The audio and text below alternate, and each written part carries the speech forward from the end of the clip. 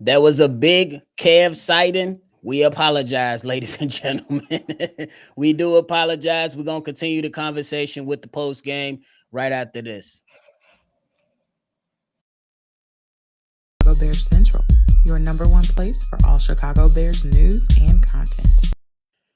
All right. For those that are tuning back in, thank y'all for tuning in to Chicago Bears Central once again after we had a big Kev sighting. But nonetheless, we love our brother, so we hope that y'all forgive him for his egregious mistake for this post game. But nonetheless, we got 19-13 versus the Houston Texans. The Chicago Bears fall.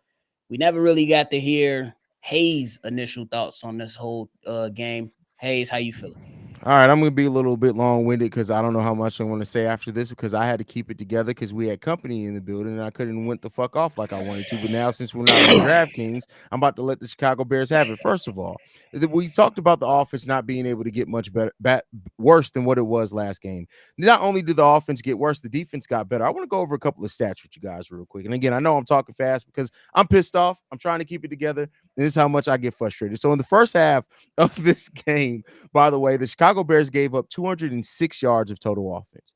In that time period, they allowed the Houston Texans to go 2 of 6 from on third down conversions. Let's look at the second half of this game. This is how good the defense adjusted in the second half. In the second half of this game, they only allowed 104 total yards of offense. They went 2 of 8. The Houston Texans went 2 of 8 on third downs. We completely made them a one-dimensional team and snuffed them out. In the first half of this game, CJ Stroud had a QB rating of 119. In the second half of this game, 67.5. That's how much better we were. First half of this game, the defense allowed for 40 yards on the ground. Second half of this game, 35. The defense got better in every shape, form, and fashion and measurable statistic that you can give in the second half of this game. The offense got worse. First half of this game, Caleb Williams was sacked twice and had 91 yards and a QB rating of 91.1. In the second half of this game, he got sacked 5 times through 2 interceptions and had a QB rating of 21.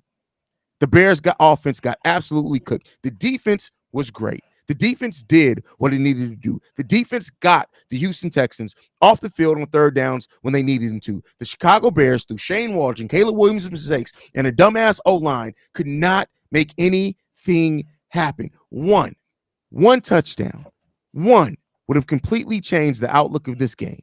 And instead, you turn the ball over, you allow your quarterback to get his ass kicked, and at that point, everything was out the window. For sure. We always come on these primetime games and just hope that we don't embarrass ourselves. I say the offense embarrassed themselves. I would say Matt Eberflus, he's going to take the brunt of the blame right here.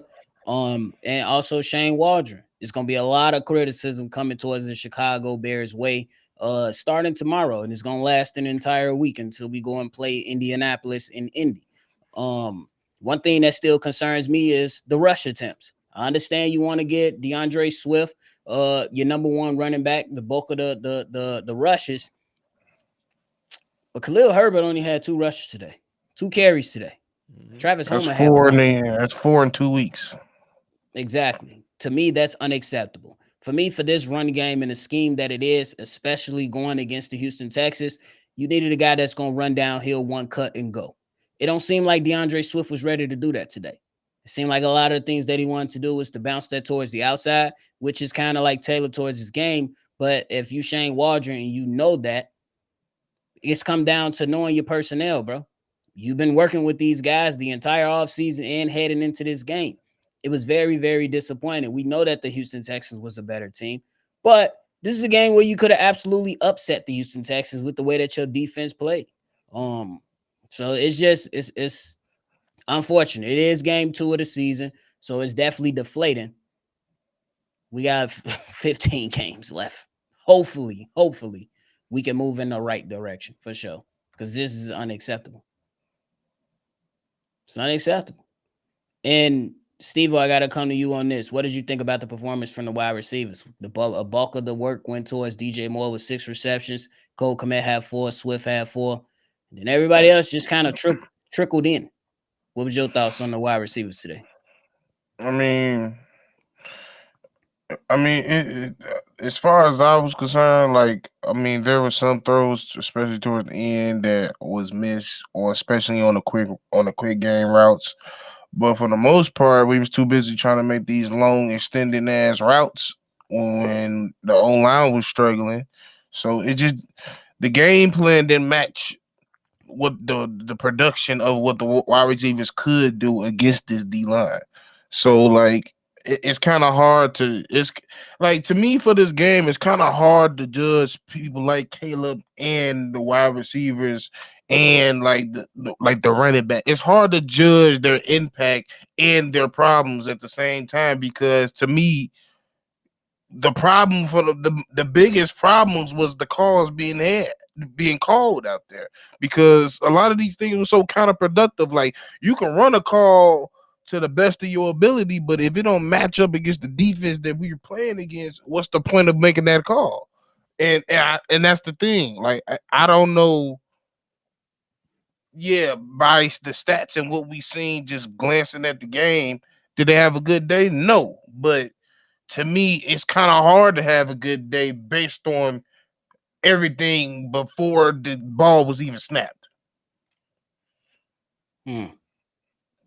That's tough.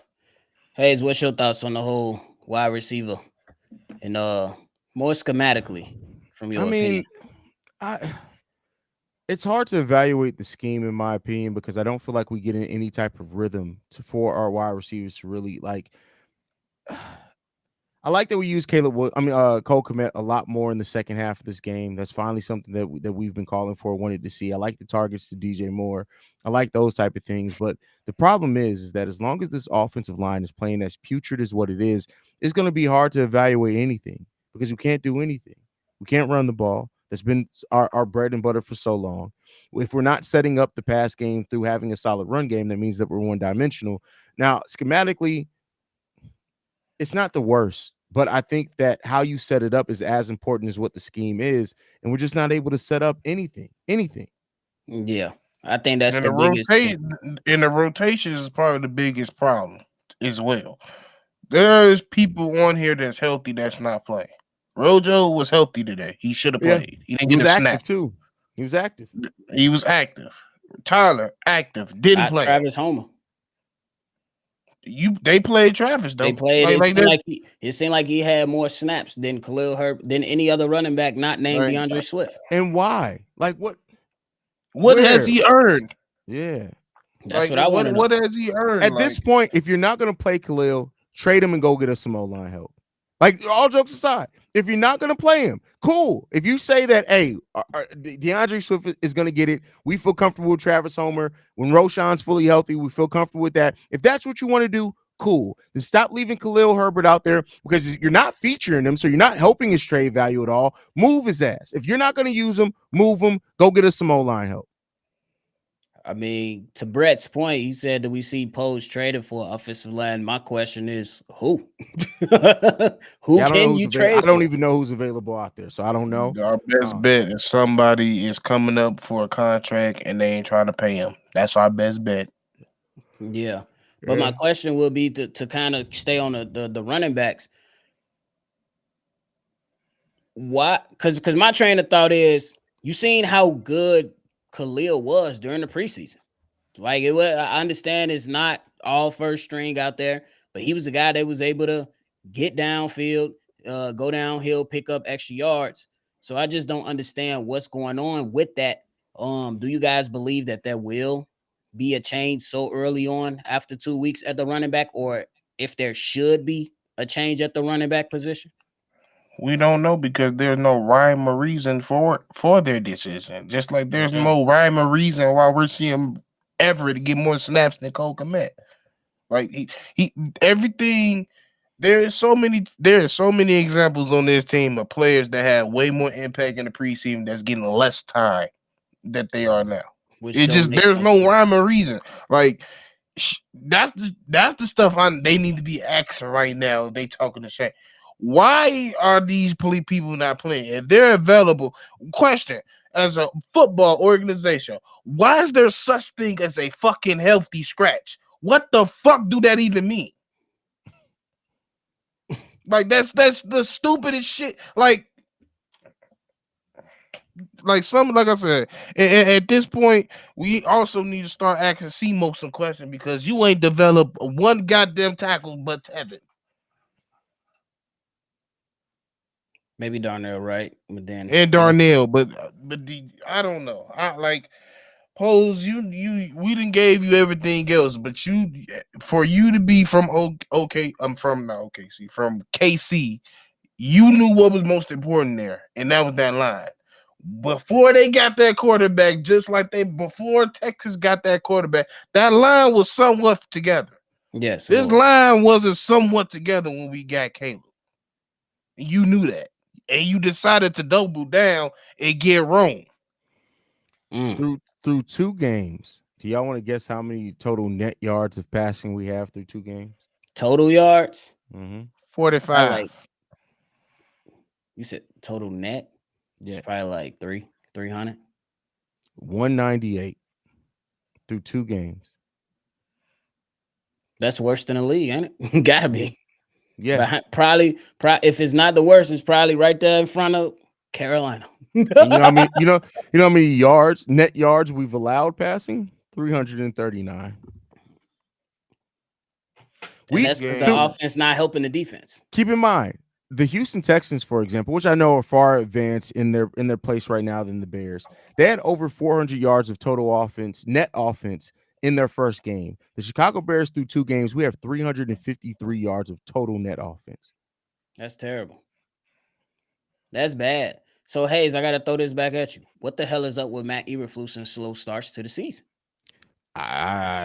Is his defense they start slow? We see more aggressiveness down towards the end of the season, or more consistency towards the end of the season with this offensive coordinator. Even if it's not 100% correct, we see the offense get a little better towards the end of the season. But it's always the start of the season for Matt Eberflus to where he can't start fast. I don't know, bro. Like, I mean, here's the thing. I will say that we are off to a slow start, but we're 1-1. I mean, yeah. If we're looking at anything positive, as bad as the offense is played, we're 1-1. We're at 500 to start the season. It's not going to be as bad of a well. Let me not say that it's not as bad of a start as of right now as what last season started, because what we lost the first 3 or 4 games last year, if I'm not mistaken. Yeah, I think so.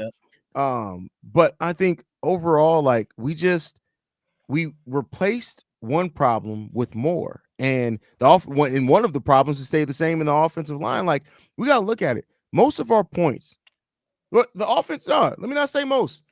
Has the offense scored a touchdown yet this season? We haven't scored a touchdown this season. Yeah, we did today with the run. Oh yeah, we did today on the ground. Okay. Yeah, you're right. Yep, with Khalil Herbert. With Khalil Herbert. But other than that was his second attempt. All of our points have either come from defense, special teams, or Cario Santos. That's sad. Steve, how much longer do you think this offense need before they get going? 6. You got to week 6 to figure some shit out. That's right before the bye week. That's the game. And I'm not even saying clicking that, but y'all shouldn't be looking. You shouldn't look like this. I really can't say it because, like, at this point, it's to the point where I'm looking at what I'm looking at, and for 2 straight weeks, I've seen the same shit. Shane, you ain't shit till you take yourself out of shit. That's just how I see it. Like, I don't like, to me, you don't call 2 egregious. I don't see coaches call. I don't see good coaches call 2 weeks of egregious, dumb fuckery of calls and just a light bulb fix it off over the week. It just don't happen that way. That's why I'm all like, I don't. It couldn't, yeah, but that's like fucking rare. So like, I don't know. I don't know with Shane. Shane not making sense right now because it's not even fucking it. My only hope is he being very uncharacteristic. That's my only hope. That's my hope too, because I've seen Geno Smith under center a lot. I've seen Shane Waldron have Geno Smith come out of the half down by a touchdown, down by 10 points, and still put him under center. I understand Caleb Williams didn't play much under center, but what is the point of neither did CJ? All Neither that. did CJ. That's CJ the was point. not under a bunch of in Ohio State. They said you're getting your ass under center, and he's still under center to this day. He played a lot of under center ball today. And I know it's a lot of ticked off Bears fans in the chat. We getting voicemail calls already, Drip. I saw Donovan couldn't wait to call, bro. Man, Donovan these was boys itching finna for be that funny. call, bro. These boys finna be huffing and puffing, and I don't even blame you. Oh, I can't be mad at it, bro. I can't be mad at it. I would say it was not as bad as I would have thought, But but I there's a lot of issues you can and point I to can right now with this. confirm this shit, and I don't give a fuck who get mad. Remember when me and Kev tried to tell you Justin Fields made this online look better than what y'all was trying to say it was? Oh, Stop fucking listening to PFF. Listen with your eyes. Listen with your eyes, because your eyes don't lie. I'm trying to tell him. It was definitely that because I feel like the schematic. You want to get these offensive linemen comfortable, and I think you got to start this game going downhill. And see, Steve-O, you pointed out one of these things I got to bring to Hayes, bro. On the sideline, buddy, take a punch at the play. Ain't nobody bust that move. I Because he understand realized, you want to draw the. I understand you don't want to get the 15 yards, but at the sake of pride, don't and you guess fight for what? that, And Drip? I want you to realize they got 5 straight sacks after that because they realized, guess what? They's a team full of pussies, Ooh, especially this whole line full of hoes. mm, Straight hoe. You got hold, and they realize you hold, and they beat y'all like some hoes. That's what I saw today. So until y'all get that bitch up out of you, these the type of games we gonna get. man.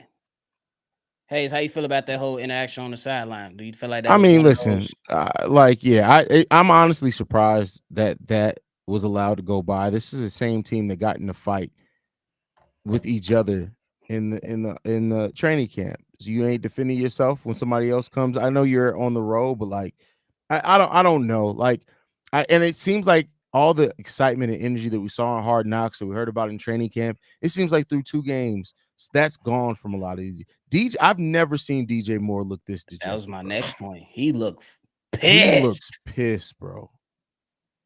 This It gotta nigga, be he ain't look this. it gotta be play caller. He was this bad with Sam Darnold.